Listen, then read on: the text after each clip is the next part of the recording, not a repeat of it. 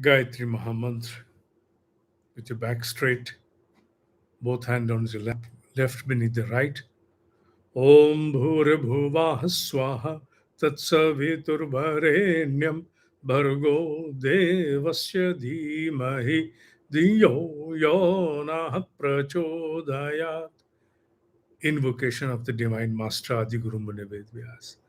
Guru Brahma, Guru Vishnu, Guru Deva Maheshwara, Guru Deva Sakshat Par Brahma, Tasmai Shri Guruve Namaha, Akhanda Mandalakaram, Vyaptam Yena Characharam, Tatpadam Darshitam Yena, Tasmai Shri Guruve Namaha, Om Shri Guruve Namaha, Avahayami Sthapyami Vyasrupena Sthapyami ध्यायामि पूजयामि ततो नमस्कारम करोमि. Srimad Bhagavad Gita, chapter Akshar Brahma Yoga. Today we cover two shlok at the same time, number 26 and 27. The entire chapter comprises of 28 shlokas, verses. The last one shall be taken in the later class, but today we embark upon shlok number 26 and 27. A reiteration for a yogi. Who is a yogi? One who has now embarked upon the pursuit of emancipation, evolution. Evolution to transcend beyond this cycle, the clutches of the cycle of birth and death. Now, the soul has a deep craving within, deep yearning, deep pain within, to finally relinquish from this cycle which has entrapped it right from the moment it departed that divine abode. That yearning into the soul is in the form of a pain, but the pain alone does not suffice because the Maya, the delusion, the power of delusion, the delusory power of the Creator, it has entrapped the seeker to such an extent that one after another, several births go on passing like day and night. But that final moment does not arrive when one shall relinquish this cycle forever, bail out forever, emancipate. That moment does not come. In one form or the other, in one way or the other, the indulgence engaging one's own attention, awareness into outward engagements in the form of several cravings. It comes, it rides upon the understanding of a sadhak, and then that particular birth is gone. Again, a birth, a fresh birth, fresh lease of life to try and work out rigorously to emancipate, but again, the grips of the indulgence, sweet coated indulgence. It is a coating which is very sweet, appears to be very delicious. One that is so sumptuous that one cannot abstain from it. It comes and then casts its venom upon the entire life. And one again leaves this mortal plane to reincarnate once again into the same routine, almost the same routine. Till when is it going to go on the same way? That is the question which one has to keep asking oneself. In these two verses, number 26 and 27, the Keshava, in the form of a divine intuit, scripted with the help of Adi Guru Muni Vedvyas and Ganapati, mentions before a yogi, whatever may be the intensity of the delusory power that deludes you, that deludes your five action oriented senses and five knowledge oriented senses. Do not fall as a prey, Prey. Do not fall as a prey to it. Awaken yourself, remind yourself, recall, and then come back to the same objective which has to be cherished as a human manifestation. You have not manifested as a human merely to indulge one life after another into these sensorial pleasures. I know I am sharing this with you as a part of a knowledge and understanding bestowed upon us by this endowment which has been bequeathed to our generations in the form of Bhagavad Gita. But while I'm teaching you, I'm also trying to introspect my own self and ask myself the same question. Is it that easy to escape from the delusory powers, the grip of the delusory powers? They seek my indulgence in one form or the other? No. The veil they cast upon our understanding, our deep, far sighted wisdom, is something which is inescapable. You cannot escape it easily. I'm talking about myself. I may be teaching Bhagavad Gita. I may be teaching class after class. I may have taken more than 250 classes upon this.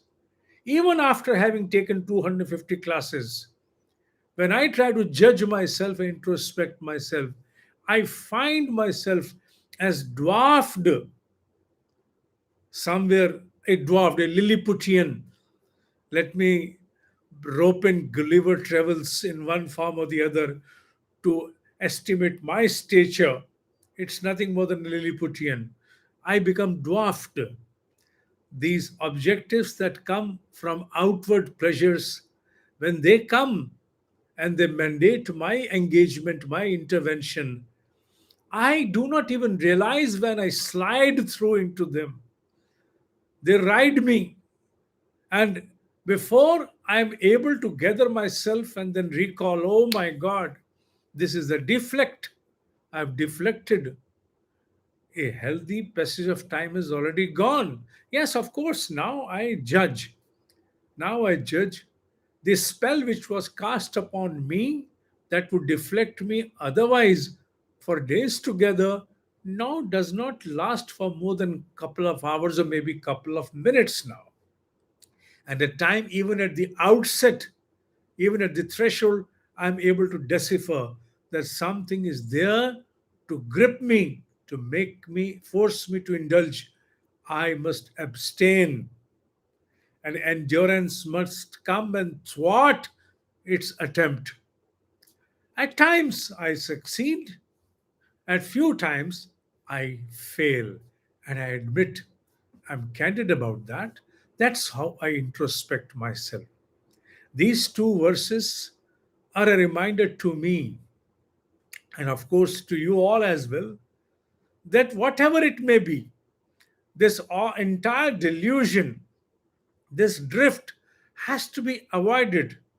We must instill that higher vigil within ourselves that should be able to raise an alarm the moment we drift from the pursuit of our core objective, that is to emancipate Atmanu. The inner whistleblower must be given lot of strength. The inner whistleblower must be paid heed, must be heard. His voice should be given adequate attention so that whenever it blows the whistle next time, it does not happen that we afford it our deaf ears and our indulgence sways us to such an extent that we do not realize before a considerable period has already passed, lost. A yogi must understand that no alternate other than emancipation is the permanent solution. Whether any heaven that we have in our imagination, or maybe any celestial plane known as Loka, any plane of existence, however exalted that may appear, however exalted or however its highest order has been rated by our great masters, be whatever, but one should believe it forever that that is not permanent. It's impermanent. The permanent solution forever is moksha, moksha and moksha. Ordinary intellect may not be able to comprehend this aspect, but this is an expectation which is unavoidable from at least a seeker, the one termed as yogi.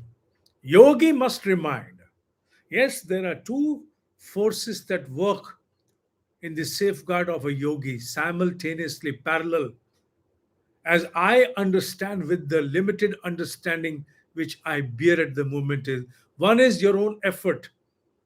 When you yourself, through your own inner call, recall upon yourself that you have deflected under the spell cast upon you by some indulgence, so therefore you must come out. There is a deep pain, deep agony inside. What am I doing? What has happened to my routines, my sadhana, my discipline? Where are they? Everything has undergone dissolution. No, everything must be restored. I must take myself to task, bring everything to its order. This is number one. The second force is through the unseen dimension, the intervention of the divine master. Each one of us is under the protection of a divine force that we can certainly term as our own divine master, our guru. Is guru confined to the mortal plane? No, I don't believe so. Yes, of course, a guru can be in a mortal plane. It can he or she can be in a physical dimension, but how can you limit it only to that extent? Had it been so, the invocation of the guru would never say Akhand Mandala Karam Vyaptam Yen Char Acharam.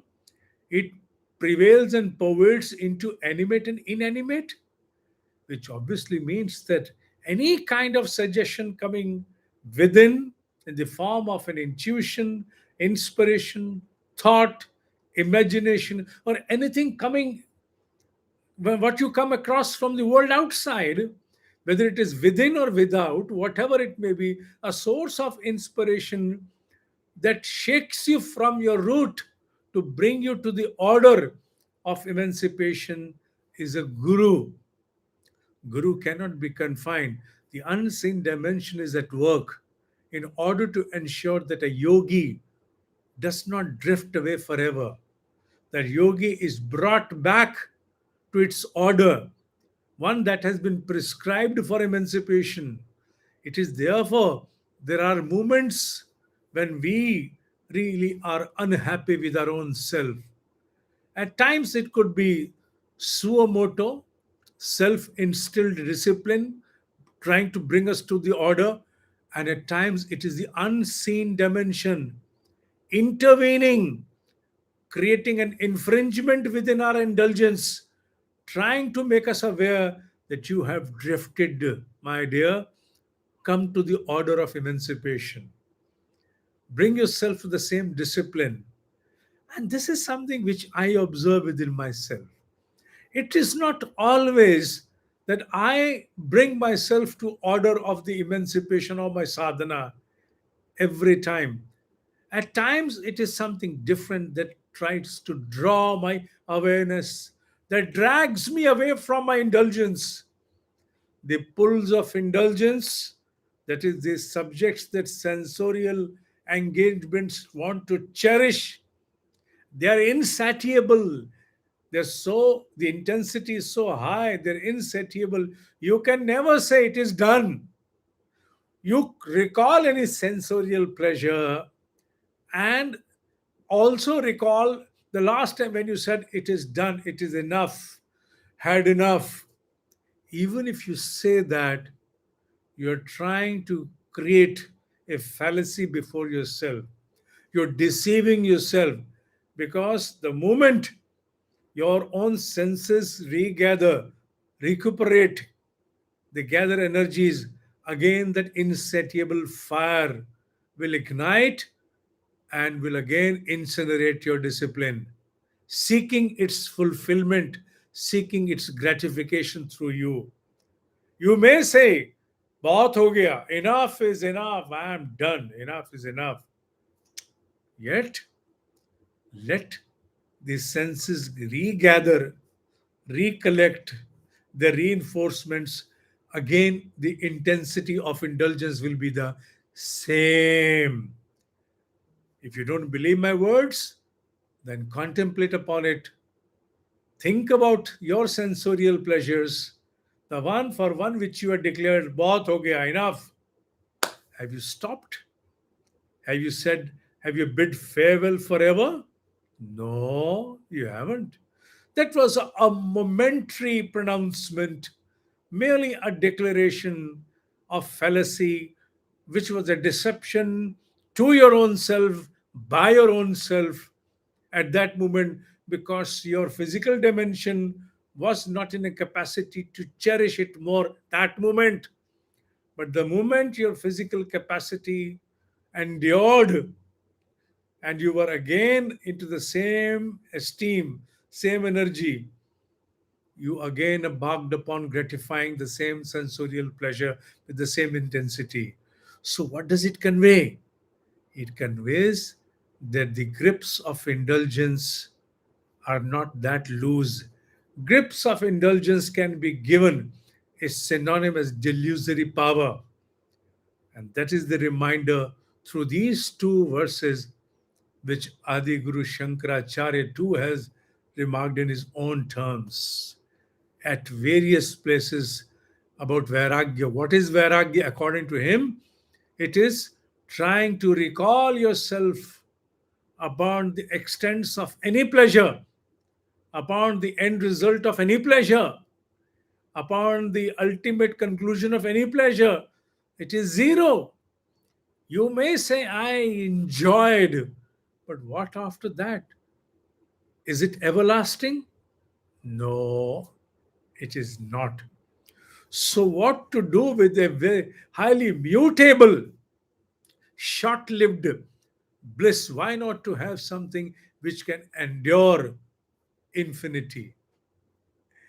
Having said that, the entire mentioning is under the subject which the last previous couple of verses have been covering about departing this mortal plane, whether in summer solstice or in winter solstice. Merely going by the words of the shloka, it says, if you depart this mortal plane in the summer solstice, you relinquish, you emancipate. And if you depart this mortal plane in winter solstice, you have to come back again. Come back again, not only to this mortal plane known as the Earth, planet Earth, wherever there may be life in physical dimension, or whether any other celestial plane, but again you have to come back. You will remain entrapped. So you have to depart in the summer solstice. The question is, does the mentioning about the interval of time educate for our relinquishment or for our emancipation? I gather it, no, it's not so. Confinements of the time are mere demarcations or fragmentations of infinity. Time is infinity. It cannot be easily calibrated. It is for the convenience of a human life, which is limited, that we create intervals of past, present, and future. Otherwise, it is a perennial flow of infinity. So you cannot say that emancipation is governed by mere summer solstice and not by the winter solstice. No, I don't think so when I contemplate upon it. Therefore, the understanding bestowed in the previous verses is understand the summer solstice as the movement of prana moving upward. It's going upward toward the cerebrum for ultimate release from the entrapments of the cycle of birth and death. And the summer solstice is the southward movement of the prana when it engages towards outward expenditure into pleasures by sensorial drivers, sensorial engagements. So, summer solstice or winter solstice is not about only the sun in the sky, not about only this planet and the sun. It's about the sun within, the pranic energy within, the sun within, which has to ascend and not descend. Ascension by retrieving all energies from senses and giving it entire for the upward movement of the prana. And descend is to bring down that pranic energy and render it before the pleasures to spend their way and exhaust and spend this life again with the fresh lease of life, be born with the same objective under status quo. This question is something which we must ask ourselves, especially we, the ones that have now stepped upon the pursuit for a primary objective in life, that is mokshartha. For others, there is enough time for them to gather that kind of a vigil where they can start questioning themselves about their engagements into mundane issues, mundane subjects. Till they gather that kind of a vigil, all mundane subjects shall hold the ultimate priority to them. But for a yogi, all those subjects are important yet mundane. The difference between important and mundane should be understood not from the aspect of time management. Important means that need to be dispensed with due diligence, with dutifulness. But mundane means that they are not the only ones that I have to dispense. There is something beyond for which I am supposed to be here, supposed to be working. My 23 hours go into mundane, management of mundane. At least 1 hour has to be given to me to connect, recall, bring myself into order, align myself for my primary pursuit. And that is enough. That is enough initially. Yes, a stage comes to the life of a yogi when there is a need. The Almighty makes all necessary arrangements when you will have a lot of time at hand, even 23 hours to give towards your primary pursuit. Your ordinary dispensation can be looked after. Almighty shall be able to manage few clothes for you, some food for you to sustain so that you can give your entire awareness for your final emancipation.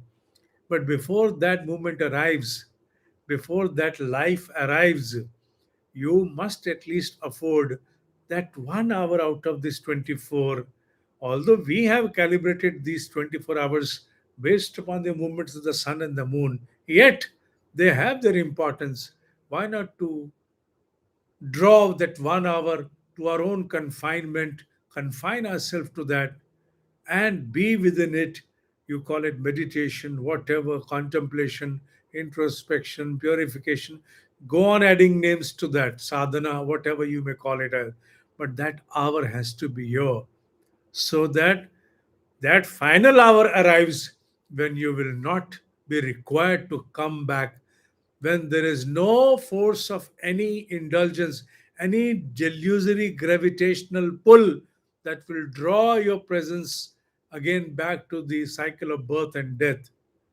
We have to work out for that. That's a reminder to Arjuna. That is why in verse number 27, Arjuna has been assigned two names. In the first line, it is Parth, which is generally deployed by Adiguru Muni Vedvyas when it comes to renunciate, detach, take a step back. And the same term, Arjuna, is used in the second line when some fire has to be ignited within for sankalpa, true resolve, true will, in order to emancipate. So these two aspects are very important and they must be recalled. Let me come down to the shloka and then we'll be done with the class. The first one says 26 Shukla Krishne Gati Hi Etai Jagatah Shashwate Mate Ekaya Yati Anavrityam Anyaya Avartate Punah. They are immutable concepts. The summer solstice and the winter solstice in the light which I have given a while ago. In one does not return, and in the other, in the former, one does not return, and in the latter, one returns. Verse number 27, na etai sriti parth योग न एतै श्रुति पार्थ जानन योगी मुह्यति कश्चन तस्मात् सर्वेषु कालेषु योग युक्तः भवः. Do not get deluded, Parth. Rise, take hold upon the affairs of your life, and be on the marg of the yoga, because this is the one for which you have actually manifested, and not to gratify your sensorial drivers. This is a reminder to myself and to all of us seekers as well. Having said that, the last verse shall be covered in the next class. Till then, Om Hi Satya hai, Om Hi Satya hai, Om Hi Satya hai.